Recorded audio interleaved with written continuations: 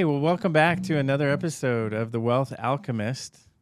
And today you might notice that if you're watching and not listening, you might notice that Carrie's not here today. Dylan Justice is with us today, who's one of our team members. Thank you. It's good to be here.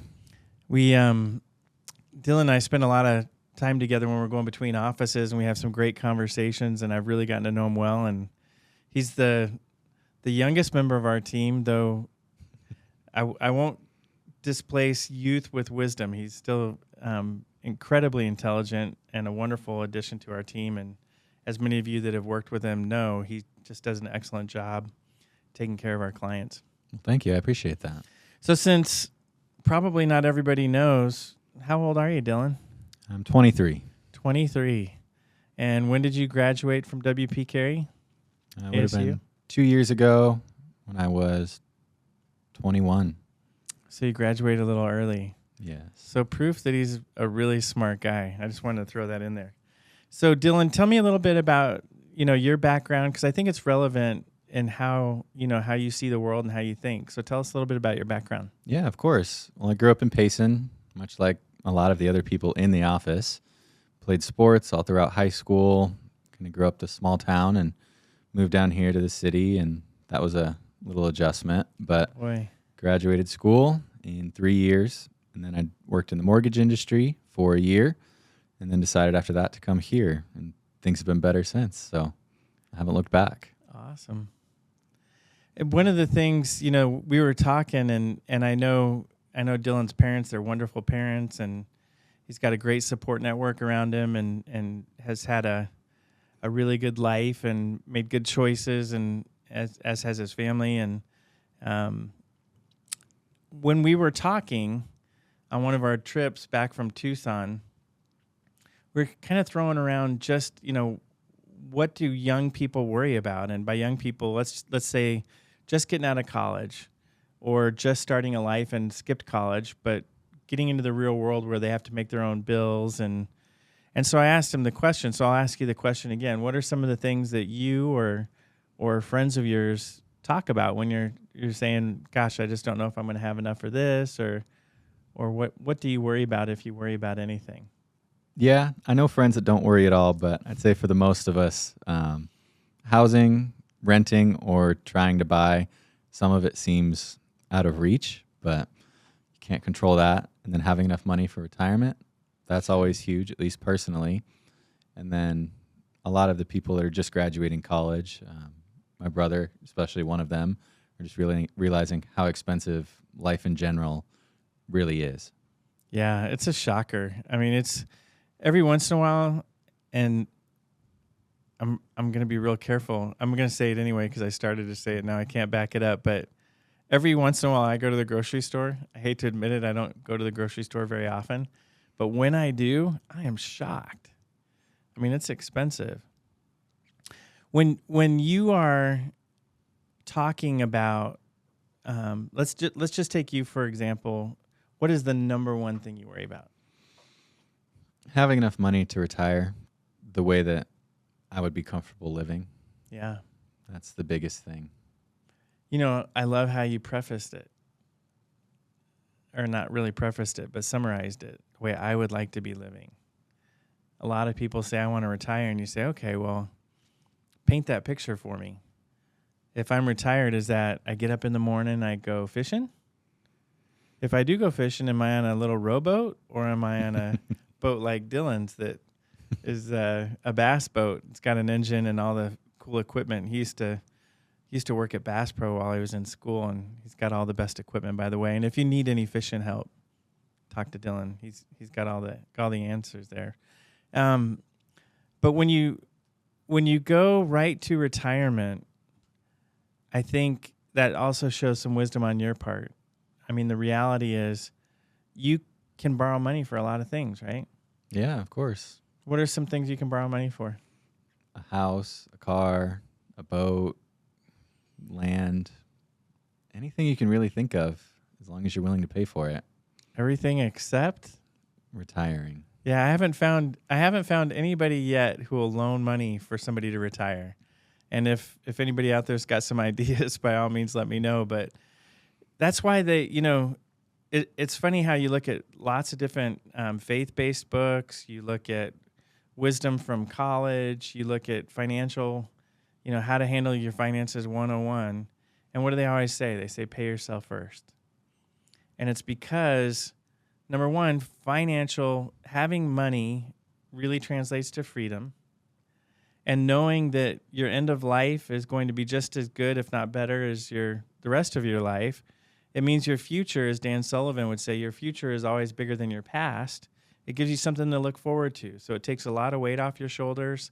Mentally, you're a lot easier going. You're happier. So we were having this discussion, what does it look like to save when you first get out of college? And hopefully you have a 401k. Do you have a 401k, Dylan? I do, yes. You must have a pretty good employer if they've got a 401k plan. I'll lean into that one. Yes, I do. Yes. So, of course, we have a 401k. We believe in it. We think it's important.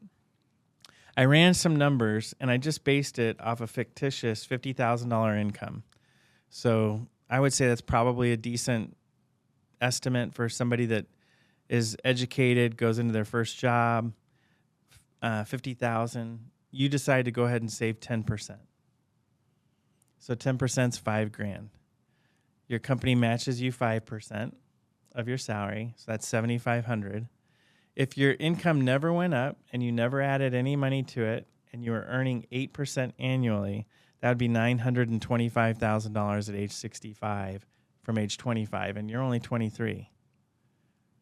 Exactly. So it gave a couple negatives on the year. We could do better, and you could be more aggressive, and it could earn more. Again, it could also earn less, but on average, let's say if we use that 8%, that's $925,000. If you're making $50,000 when you get out of college, do you think you're going to be making $50,000 10 years later? I sure hope not. Yeah, I know it won't happen here. Or he'll leave. We're going to have to give him raises, right? And when you get those raises, Dylan, are you going to spend every penny? No, that's not my plan. No.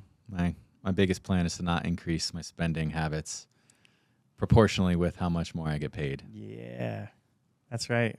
So, again, in that theme of paying yourself, if you get a 5% raise, increase your contributions 5%.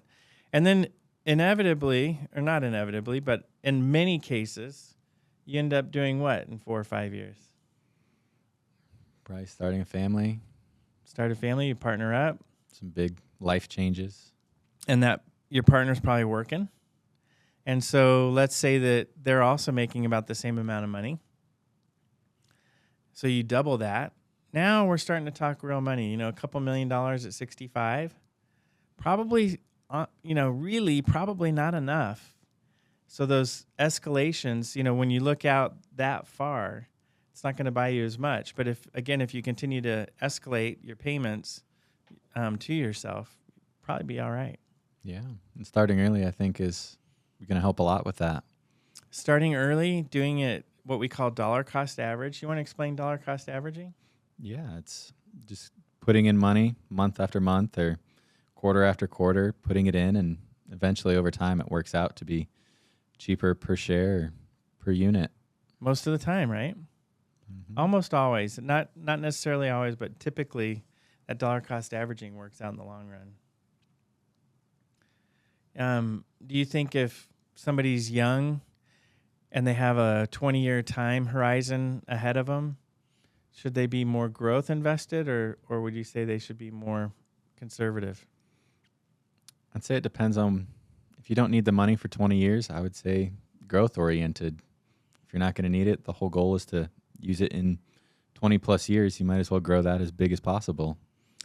I agree. And the number one, the first factor and the greatest factor in how aggressive or conservative you should be is time. And so the longer that time horizon, the more aggressive we can be. You could be a really aggressive investor with a 6-month time horizon and say, Kev, I got $10 million. I'm super aggressive. What should I invest in? I'm going to buy a house in 6 months. And we're going to say money market. We want to make sure that money's there for you to buy the buy the house or whatever the goal was at 6 months versus, oh, I'm sorry, you're just going to need to be patient because long-term investments are volatile, so you'll need to wait a few more years. I don't want to have that conversation, do you? No, I really don't. That's not fun. Would you say young people, what would you say the next concern is, or the next hot topic? Probably housing. A lot of people want to own their own house, and getting just out of school, they don't feel it's feasible. I feel like they'll be stuck renting for a very long time. You know, it's interesting. One of the statistics I thought that was kind of mind-blowing is how many young people now are buying a home together. Of course. So you have unmarried, which this has been happening a long time, but you might have 3 or 4 people who are going in and investing in a home together just so that they can start to build equity to get into this space. And then hopefully over time, you know, that helps them actually access the ability to buy a home. Huge statistic, really, that's changed. The reason we wanted to talk about this today is, you know, the conversations that mid to high net worth people have to have with their children can be uncomfortable at times. And it's really interesting to talk to somebody like Dylan, who, in my opinion, really has his head on his shoulders. He's very squared away, very diligent about making good choices, and he's made great choices, and he's done a great job. And I can say all this to Dylan, and honestly, his head will not get big. He's just a really level guy. I really appreciate him. But we as families, when we have these family talks, we need to talk about some things that sometimes can be difficult. And different generations, again, see these conversations about money differently. You know, we all have family money values. You know, like don't buy something until you have the money. Or use the credit card, right? Those are two different stories, 2 different family stories. Some people might have parents that spent every penny. And, you know, we're always struggling and worrying, and the kitchen table conversations were about how you're going to pay the bills. Some families might have had families who, you know, their money was no object. You know, whatever you need, we've got it, and they don't worry about it. So everybody's different. But here are some of the things that are important to talk about. So what's the purpose of your family? You know, define family goals and priorities, like it could be tithing. It could be charitable giving. What are some other things that a family might be focused on as a group? Maybe volunteer work or friends and family, supporting them. You might have older family that might need some help, or brothers, sisters, really just anyone in your family. They might need some support, and that might be important to you. For sure. That's a huge one, actually. Yeah, I'm sure if the parents, I'm speaking as a parent, if I'm leaving you a bunch of money, I certainly want you to take care of me on my way out. And what are your family strengths and weaknesses? I mean, we all have that one family member, right? And if you don't know who that family member is, it might be you. No, we all have strengths and weaknesses, though, and we, you know, it's great to identify them. Like maybe you are great with money, but maybe you aren't willing to spend on experiences, even though you've acquired wealth, and so you're missing out on something. What is most important to you about your family? What are each family member's most important values? I mean, values, what a big word that is. Values have taken on a new meaning in the last couple of decades, and they're very different depending on your generation, so your age, your ethnicity, where you grew up, who you grew up with. And what's most important is that especially if it's your wealth being passed down, that's getting shared. Or let's say you're a young person in the family and you don't agree. Well, it's kind of important to get that out in the open, right? Yeah, it's definitely one of the bigger things to have a conversation about, whether it's uncomfortable or not. You worked hard for that money, and it should be used how you see fit. For sure. You know, how do you build relationships as a family? How can you support each other? Back to what you said. Society. I love this question. Name 3 things you think you could do better as a family. I That's a great question. It might need to be asked quarterly. Things change and values change and life cycles. The thing that this is kind of leading into, our next podcast over the next few weeks, we're going to talk about family values. We're going to talk about family conversations. And we're going to talk about how you can schedule a family meeting with us and we can walk you through this process as a group. So have the kids involved, maybe even grandkids, could be grandparents. And we're going to have these conversations and we're going to kind of lead it for you. But before we get there, we're going to talk about what that would look like.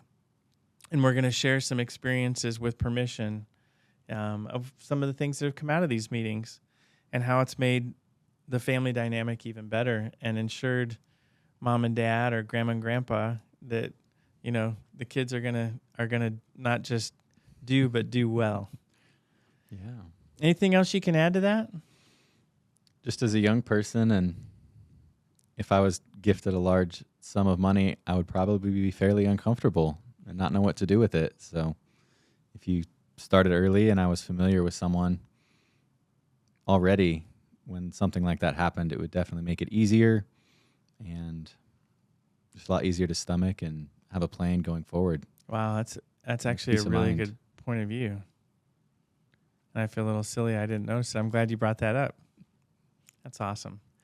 Like I said, wise beyond his years. Well, thank you so much for joining us. Thanks, Dylan, for being here today. Thank you. And we look forward to seeing you on the next podcast or vodcast of The Wealth Alchemist.